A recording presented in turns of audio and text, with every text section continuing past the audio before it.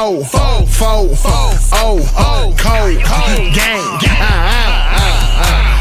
First round draft pick. Welcome to another episode of Cold Game. I'm your host, Isaiah Dotson. I'm here with my co-host, Malcolm Bennell. Cuz, what it do? What it do, cuz? I'm feeling good, man. We here on a Friday night, cuz, man. You for the past couple Friday nights, it's been game night.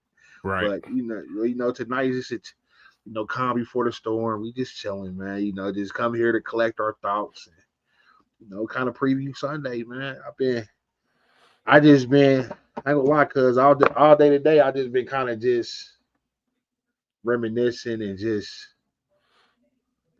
looking at this season in its totality and really just appreciating how great of a season the Pacers done had. And I really mean this when I say this. And a lot of people just, I don't know how many other people say this and don't really mean it, but I truly mean this when I say it. I'm proud. I'm proud of this season. I'm proud of this team. This is my favorite Pacers team of all time. And it matters how this ends on Sunday. It absolutely matters. But no matter the outcome next year, 5 years, 10 years from now, I'm going to always look back on this team and be like, this was my favorite Pacers team. Mm-hmm. This Pacers team was amazing. This was the greatest Pacers team of all time, in my opinion. That 2000s Pacers team, more than that 2000s Pacers team. Mm-hmm. For real. I love it. Further. We went a little bit further. We going to a game 7. There's been more action. We hitting game winners consistently, from us being doubted against the Bucks, us being doubted against Cleveland, us being doubted against New York, and just the success our opponents have had. What Unc say? And I'm so glad y'all go. Y'all got y'all shoestrings back y'all suicide. Watching Lee Sunday makes my heart proud. For real, for real. Like, but if I said when you're in the Bing, they take your shoestrings away when they got you on suicide. Hey, yo, we was looking grim. Everybody was on edge. Because we weren't used to seeing this team lose twice in a row. It made us very uncomfortable. Mm-hmm. Because this give me your thoughts on the season. How you feel about this Pacers team up to this point, cuz. Just talk to me. How what's your thoughts? What's your feelings, cuz? I mean, everybody from the city know. I mean, from the beginning of the season, coming off last year's run, we had high expectations. And the way we started out the season, cuz, we was like, okay, here we go again. Like, another just a year to where we can hang our head. Let's be proud if we make the playoffs and, this, that, and the third. But then, right around that All-Star break, right around January, February, the boys started to incline, go up. And then I'll say, man, around like February, March, April, man, the boys started to peak, man. And I started to see it. I'm like, I not every night, but I try to watch NBA games throughout the season. I try to at least watch 1-2 games a night. I try to catch me a Eastern Conference matchup that I really like, and I try to catch me a late game as I'm going to sleep. But I always would try to catch some Pacers, man. And I'm like, man, I don't see any team that's really better than these dudes, man. Like, and I know, and it just sounded crazy for me to say, but I'm like, with my own eyes, I don't see a lot of basketball. I don't see a lot of sports, period. I'm like, man, these dudes is like that, man. Like, they good. And then as I start saying it and putting it out there and putting it on the internet, I got a lot of backlash from that. People like, man, this dude crazy, and this dude drunk, and take his podcast equipment away, put tariffs on podcast equipment. I heard it all, cuz I'm like, are we watching the same thing, or are people just judging off the name? You know what I'm saying? I think a lot of people are ESPN Sports Center analysts. You know what I'm saying? They get up in the morning, watch ESPN, and go off of whatever they say. So when you actually sitting down and watching these games, I'm like, I don't know, maybe I'm crazy, but these Pacers teams is, this Pacers team is like that. And yeah, there's probably a little bias from me being from Indiana, living in Indiana, so there's probably a little bias there, but still, then like I seen how they was doing some teams. I'm like, so here we are now, and they lived up to every expectation. Now it's just one game, one final song, one final dance. So, you know, if any team can do it, this team can do it, and that'll be so beautiful for the city, man. That'll be so beautiful for Indianapolis. You know, Indianapolis hosts a lot of sporting events. We do a lot here when it comes to sports. You know, we have great high school sports. Our, you know, Indiana high school basketball second to none. Indiana high school football is second to none. You know, our top 5 teams in basketball and football can compete in all 50 states anywhere against their top 5. And sports is something that people take great pride in Indianapolis, in Indiana, period. So it'll just be a beautiful thing for the city. And you best believe, man, we're gonna be showing that at that parade after Sunday. You know, you best believe that. Because my family is fully aware. Everybody in my household knows. If and when we win on Sunday, I'm on the next thing smoking Monday morning. It's not even a question. I'm probably flying to Chicago. The tickets are cheaper flying to Chicago, grab the rental from Chicago, you know, and I'm just gonna pull up in the city. I think the first I'm just gonna ride around downtown. Yeah. Before I even check it at Mob Duke's crib, before I check it anywhere, I'm just gonna ride around the city, man. Pull up and just, you know, and soak it in, because, you know, we be in the city of champions and we haven't had that feeling in so long. You know, it hasn't felt, the vibes haven't been like this since 2006. Right. You know, or we can say 2009, you know, when the coach was in that Super Bowl. Well, I mean, but the vibes in the city is very high right now. Unk says Pascal is the real X factor for us. He's gonna have to have his A game of his life on Sunday. If he scores more than 25, we are NBA champions. Absolutely, I agree. Coach Clark, Pascal is the key to winning this Sunday. Hey, it seems like we all know this. You know, everybody, we on the same page. You know, we need Pascal to roll his eyes in the back of his head one more time in that pregame huddle. Whoever he was praying to, man. Hey. Go ahead and call on him one more time. Because he went monkey, you know, so. But nah, the vibe is high right now. Everybody, however we've been watching the games, because I've been right here in my living room every game. I've been wanting to, you know, go to one of the games, catch one of the games in the city, go to a watch party. Because I'm gonna stick to my routine. I've been watching it right here in my living room, right on ESPN Deportes. I ain't switch it up because, you know, same thing. I just like to hear the crowd. You know, I don't really need to hear what nobody's saying. Right. But it's going to be a tough game. Let's not get it twisted, man. The game is going to be the toughest game we have ever seen the Pacers play. The odds are against us. Let's not get it misconstrued. This is game 7, first of all. Game 7. So the nervousness and, you know, the intensity is all going to be there. You know, it's the final game of the season. So that's the first thing we got to overcome. Just the nerves of the game, the bubble guts, you know, but we have experience playing in these game 7, especially on a big stage. We played game 7, you know, in New York last year. So we have experience playing in game 7. So I'm confident in that. And then the second thing that's we on the road at OKC. We know how OKC home crowd been this whole postseason. They have one of the best home court advantages in the league. You know, they stripe out white and blue, great energy in the building. And then just today, I was thinking about it, cuz we've been going against some of the premier offensive players, the best of the best in this playoffs, hands down. Don't nobody go to the cup like Giannis. We didn't have to deal with that. We dealt with it. But Giannis is the best driver in the game. I don't think it's really hard to stop him going to that cup. Can we agree with that, cuz? Is he one of the coldest drivers in the league? So that's that. Second round, we had to go against Donovan Mitchell in that team. That 60-plus win team over there in Cleveland. Donovan Mitchell is one of the coldest shooting guards in the NBA. He's like that. He's like that. I really didn't know how his game was set up, but he gets buckets at a high clip. And we watched it for a long time over there in Utah. But for us to see it up close, him going against these Pacers, he is really like that. We didn't have to deal with that.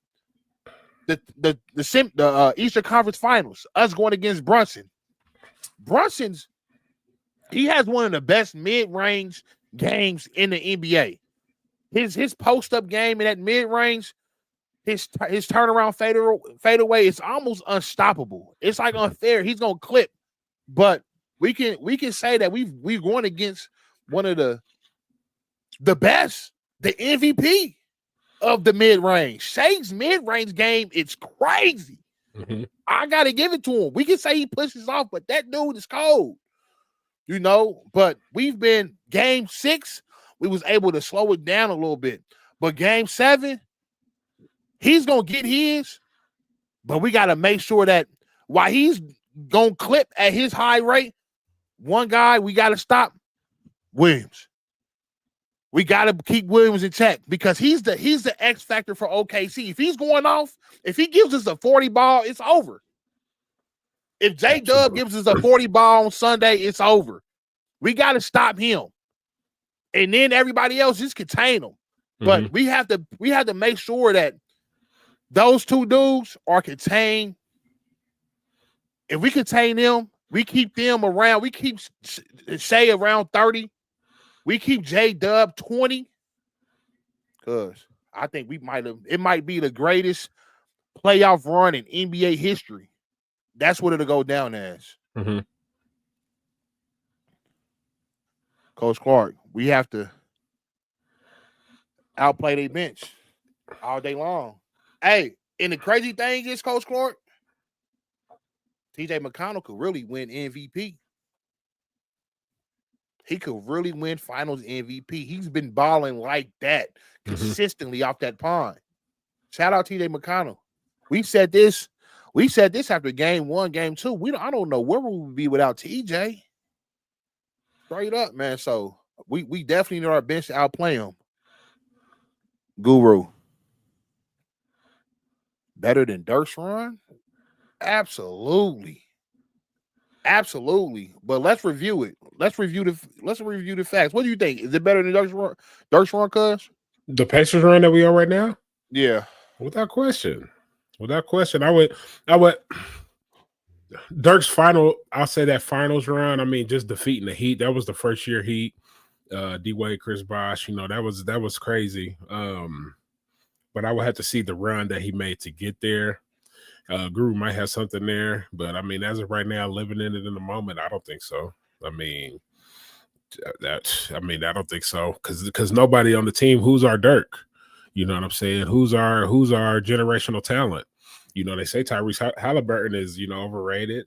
They say who's our Dirk? So to do it with this style of play in this team, I think so. I'm looking it up right now. We're gonna take a look at it. That's to be examined.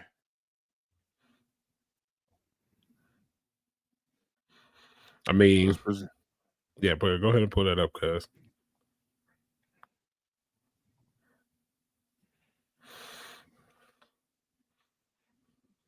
And the thing is, who was Dirk's coach? Who was Dirk's coach on that run?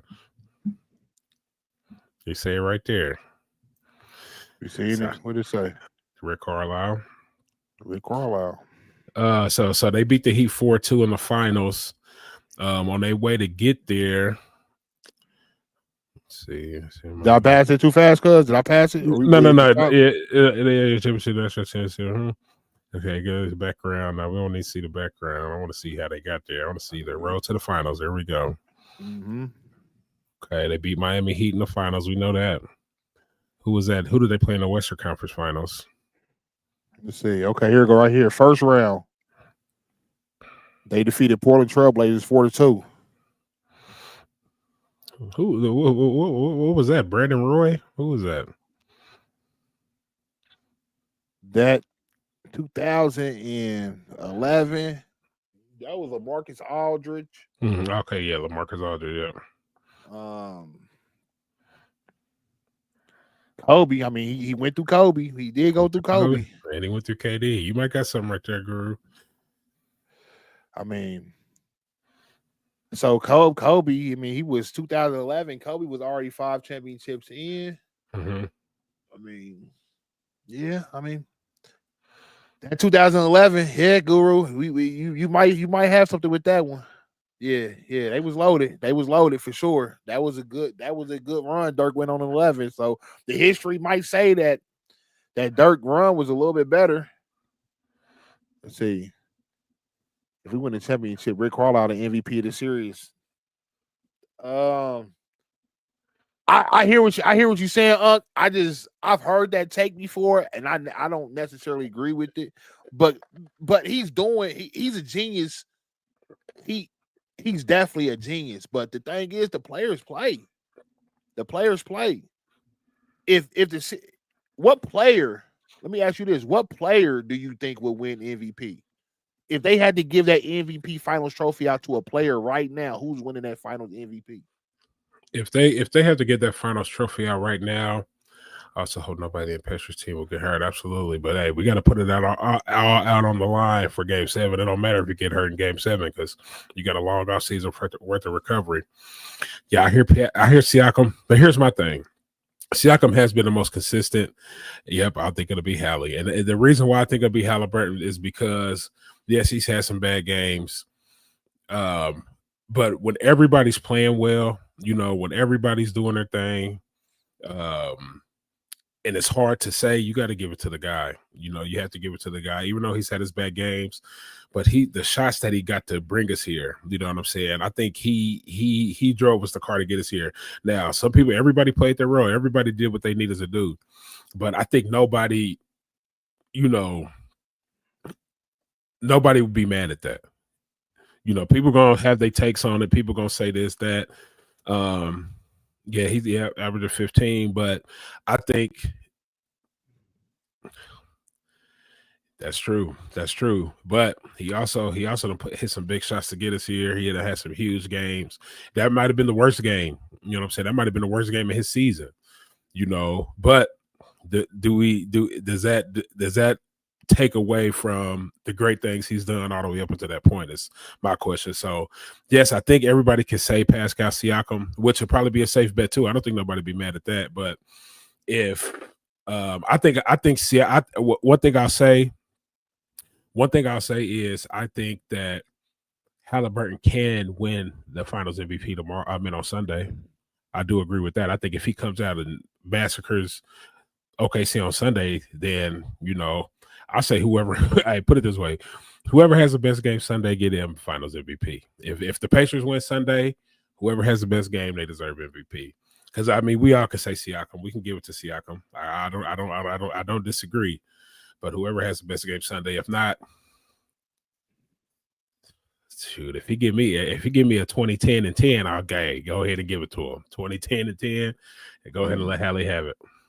And I think you hit it right on the point, because the 20 and 10 with 0 assists. With zero turnovers. That's a Hallie game right there. Because the thing is, we still, everybody has to understand. We hear by the power of friendship.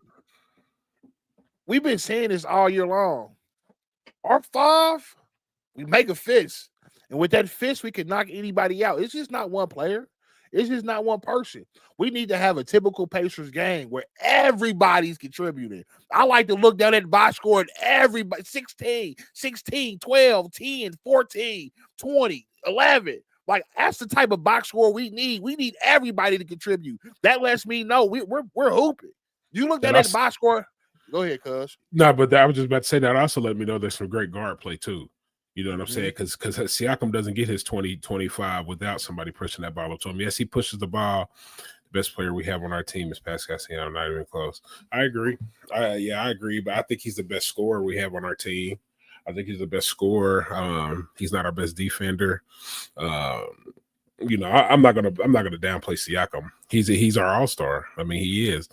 But Haliburton is too. Because in them clutch situations, down the stretch, Siakam keeps you in the fight. Haliburton gonna finish it for you. And we didn't have some clutch play from Neesmith. We didn't have some clutch plays from Nemhard, but I can't disagree with nobody saying Siakam's the best on the team, but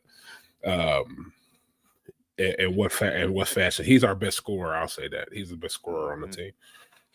And this will be a great argument to have when we get to this point. I want to debate and argue this. I want us to be in a position like who should have won Finals MVP, because it's gonna be we gonna feel like somebody should have won it who didn't win it. I don't care who it is. You know, it could be Haliburton, it could be Pascal, it could be TJ McConnell. It could be Obi Toppin. It could be Obi Toppin. They all been balling. Yeah. I want to see them ball out Sunday. You know, and I already been thinking about my celebration if we win. You know, I've been watching every game. Beard have been right here sitting next to me.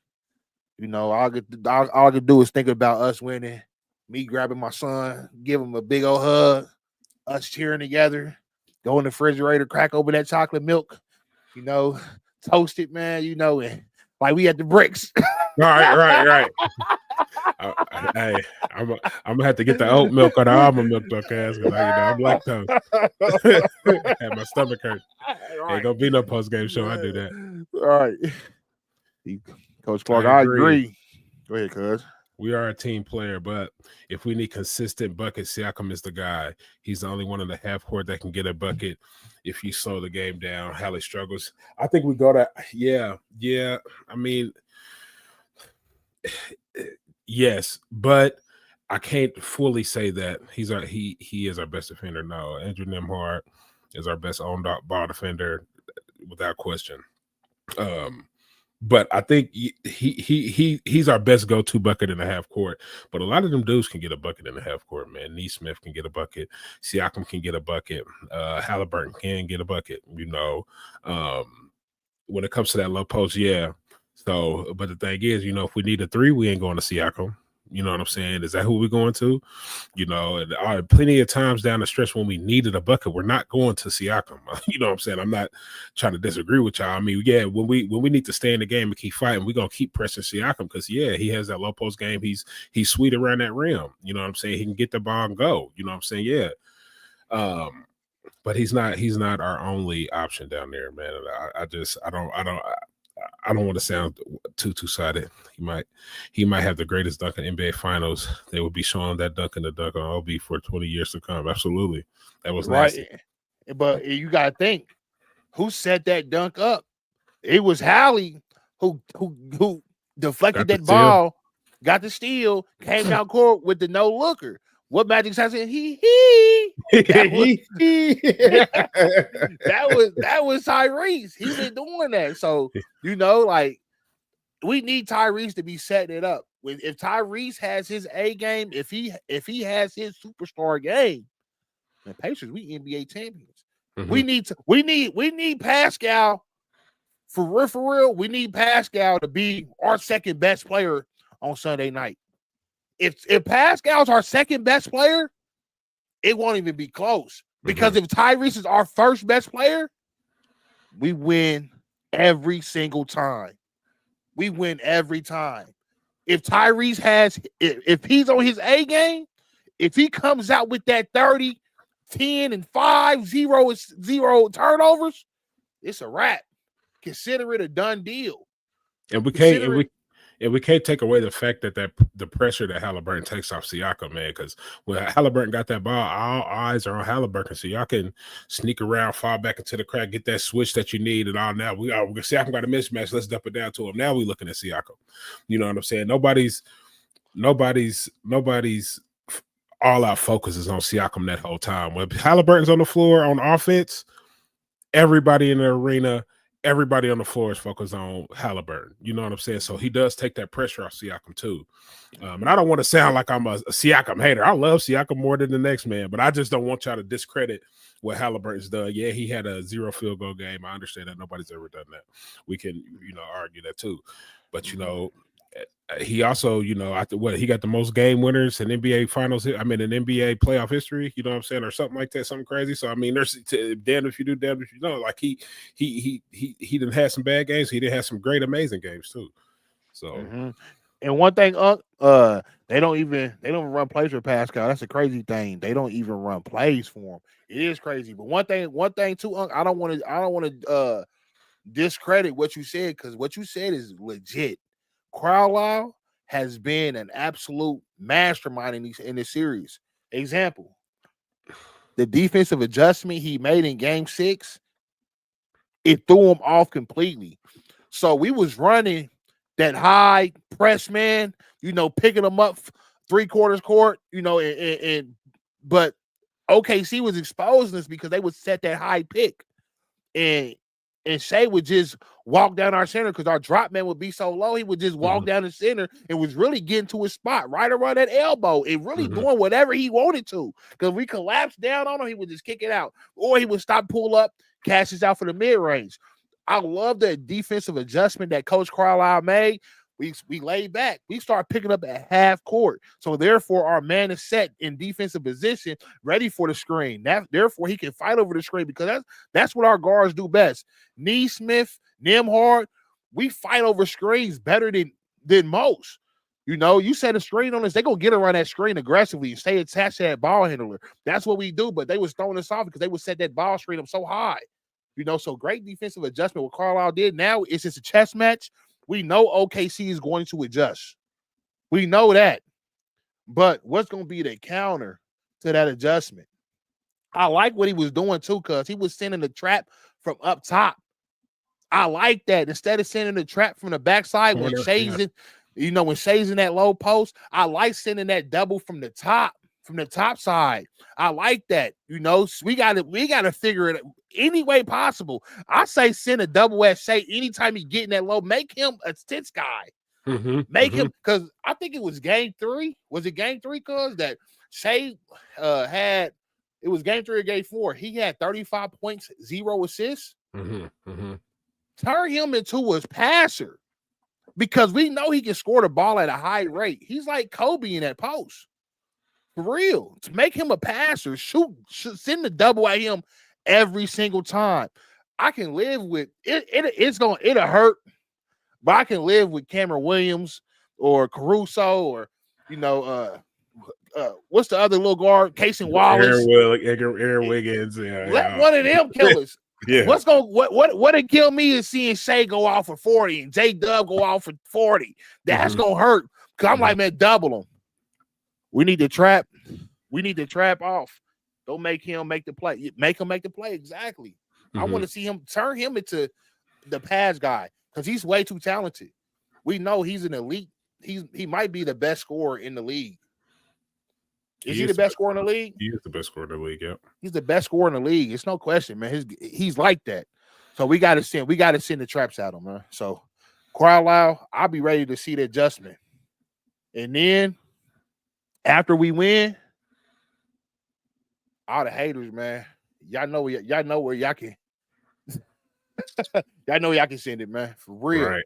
The Pacers will be, like Guru said, I feel like only that 2011 Dallas team will really, I don't know. I think we might have I'm biased, and this is coming from this. It'll be the greatest championship in NBA history. You're going to say, the Cleveland was down 3-1. Cleveland was supposed to be there. They had Bron. They weren't even supposed to be down 3-1. They had Bron, Kevin Love, Kyrie. They had a mob. Who knew the Pacers would be here? We just the Pacers. We just the Indiana Pacers. I knew.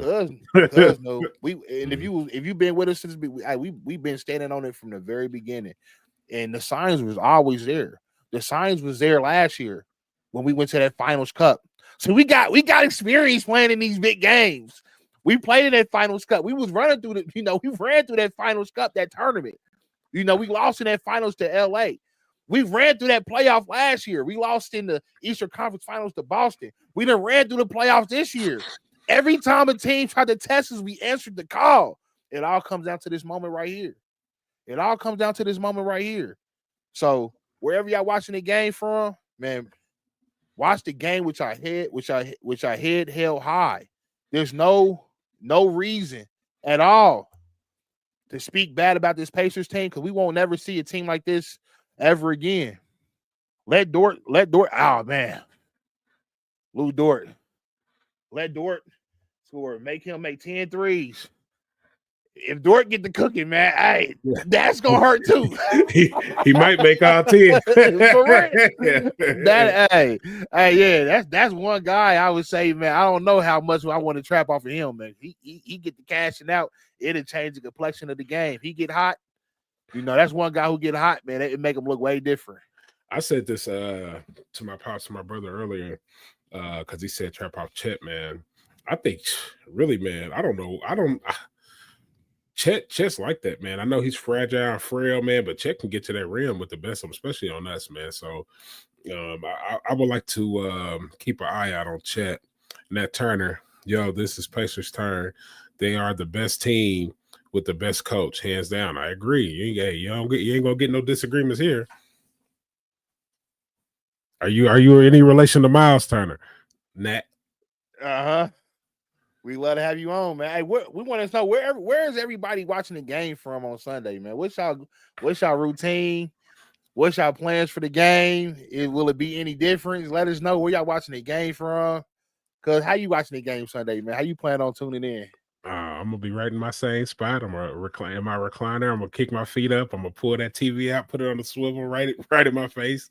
I'm gonna have that volume turned on. I'm gonna let my daughter stay up all night. She ain't gotta go to bed at 8. I want to see her see the Pacers get their first championship. Try to get watch game ticks. We can go down to the watch game too. I'm always down for that. They've been reselling them watch game ticks. It's crazy. Later to money, bro. Oh yeah, I hear you. Shea isn't a better. I gotta disagree because I didn't see Luka. I didn't see him get poked too much, man. That's one thing I see that's his weakness. Even though Shea did have 8 turnovers last game, I watched Luka against great defenders like Jaylen Brown. I didn't see Jaylen Brown have his way with Luka. That's the only thing. That would be my only argument with that. He had his way with him in the finals last year, and then he had his way with him again this year. They played in Boston. Every time Luka was coming down court, he was getting poked by Jalen Williams, man. I think he just has a lot of those lackadaisical plays where he's not executing at a high level. As you would see from a top tier, or I'm not gonna say a top because he's definitely a top tier scorer. But we talk about the best. I see a chink in his armor. And that's not to discredit how great of a scorer he is, because he is great, but I see a chink. He's the better defender. Who's the better defender, Luka or Shea? Shea's a better scorer than Luka. Luka is out of shape and drunk. Hey, I don't know what Luka does in his spare time, but it wasn't a good look when Michael Finley, I think he's the VP of operations there in Dallas, had to take that drink about his hand in the hallway. That wasn't a good look, but I think Luka, he might enjoy himself a little more than others, post game, but he's still a killer nonetheless. I said it when he got traded to LA. That might be the best thing for Luka's career, just to see how LeBron do it, just to see how to really take care of your body. So, I'm a LeBron fan too. So, I'm a root for Luka. I want to see Luka at his best. Luka at his best means, LeBron gets to make him another run. So I would love to see that before he retires. Just hopefully he don't run up against my Pacers, because I'm about to root against him. And I would just want to appreciate the point that we got to, because, man, there's some dogs out here in this East, man. You got to think, man. We talk about Luka and Shea, they out in the West, but you got to look at the Eastern Conference. For us to make it to this point, next year is not guaranteed. I know the narrative is the Pacers aren't going anywhere, but it's year to year, and who knows what next year holds? Who knows how good Giannis and the Bucks is going to be? Who knows how Orlando is going to look next year? They a young team, man. They young and hungry. You got to watch out for them young and hungry team. Yeah, they coming up. Ain't no telling how the Cavaliers is going to bounce back, how Detroit's going to look. Detroit got Cade in them. They young and hungry as well. How Philly might come back with Embiid and Boston still, Boston, yeah. So we got to appreciate the point we got here and take advantage of it. All we need is one championship. All we need is a banner hanging in Cambridge. They say 2025 NBA Finals champions. That's all we need. And all of us, everybody on here, everybody who's watching this podcast right now, you have never seen the Pacers win an NBA champion. We've never seen it. It will be the first time in all of our lives we see the Pacers win an NBA Finals championship. And it's going to be a very special moment. And all it takes is one. All it takes is one. You know, I'm 35 years old. You know, I've been watching the Pacers since I've been a baby. I was in there the first time they opened up Casinco Fieldhouse. I was in the stands. I remember going to plenty practices and plenty games. We was downtown in that practice center, like, wow, this is brand new. Now it's been there for 20 plus years. You know, so this will be one of the greatest moments in my fanhood, cuz, you know, just being a fan of the Pacers, being just a sports fan, I'm a diehard, you know, so to see the Pacers win the championship would mean a lot to me, you know, and I'm looking forward to Sunday and looking forward to seeing it. What would a championship mean to you, cuz? Oh man, that's everything. If you're a Pacers fan, you know, something that we ain't never did before. It's always special to see something that's never happened before. I mean, either way, but I love to see the Pacers bring it home. You know how good fried bologna smell. It's not steak though, yo. Hey, yeah. Hopefully, OKC, man, fry them up like a bologna sandwich. Luka is like Luther. Skinny Luka is better than big Luka. That's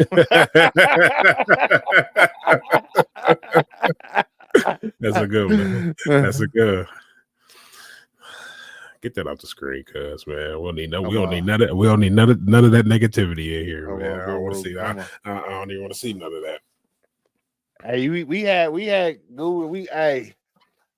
I think, what was your finals prediction pre-finals? I think he said he got OKC. He had them at 5 though, did he? You know, they said I'm following somebody on X, and they got the list of what everybody was saying. Oh, Bucks and 4, Bucks and 5, Bucks and 6, Bucks and 7. You know, and then it was Cleveland and 4, Cleveland and 5, Cleveland and 6, Cleveland and 7, and so on and so forth. They said you are here. It was OKC and 4, OKC and 5, OKC and 6. Okay, they say you are here on being wrong. This your last shot. All the haters, anybody that don't think the Pacers is gonna win, anybody who ever hated on us, you on your last leg right now. We were supposed to be swept. Mind you, Master P, he bet $1 million on us losing in 5. Drake just lost 800 bands last night. He took us to lose game 6.